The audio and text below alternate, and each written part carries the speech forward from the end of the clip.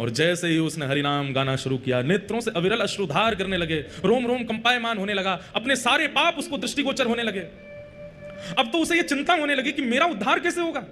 मैं इतनी पाप कर्म कर चुकी हूं, कितने महात्माओं को बर्बाद कर चुकी हूं, कितने लोगों के घर उजाड़ चुकी हूं, अपने इस तन को मैंने कितनों को बेच दिया, अब मेरा उद्धार कैसे होगा। चरण पकड़ लिए हरिदास ठाकुर के, बोले मुझ पर कृपा करो। अब मैं आपसे केवल एक ही कामना करती हूं कि नाथ आप कृपा भर के मुझे देखो ताकि मेरा उद्धार हो। हरिदास ठाकुर कहते हैं, व्यक्ति को जब अपने पूर्व के किए गए कर्म उनके प्रति आत्मग्लानि प्रकट हो जाती है और उस आत्मग्लानि के कारण अपने जीवन को परिवर्तन करने की इच्छा प्रकट हो जाती है, व्यक्ति का उद्धार तो तभी हो जाता है। समझ में आई बात? हम अपने अवगुणों को खुद से ही छुपाते हैं, गलत क्रियाएं करने के बाद खुद ही भूल जाते हैं, लेकिन जिस दिन हमें अपने कृत्य का अनुभव होता है और अनुभव करके हम स्वयं ही चिंतन करते हैं कि यह गलत था, वास्तव में मानिए कि उसी दिन ठाकुर जी की कृपा हुई है कि आपके मन में चिंता प्रकट हुई कि यह गलत था, इसका सुधार करना पड़ेगा। चरणों में गिर गई, बोले मुझ पर कृपा करो।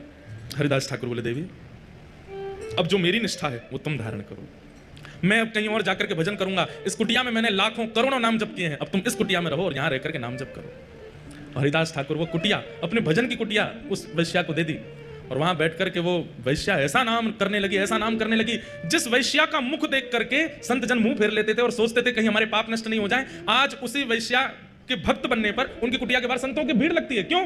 बोले वो दिन में एक बार बाहर निकल के आती है और जब वो बाहर आती है उसका रूप देखते ही हमें साक्षात जगन्नाथ जी का अनुभव होने लग जाता है।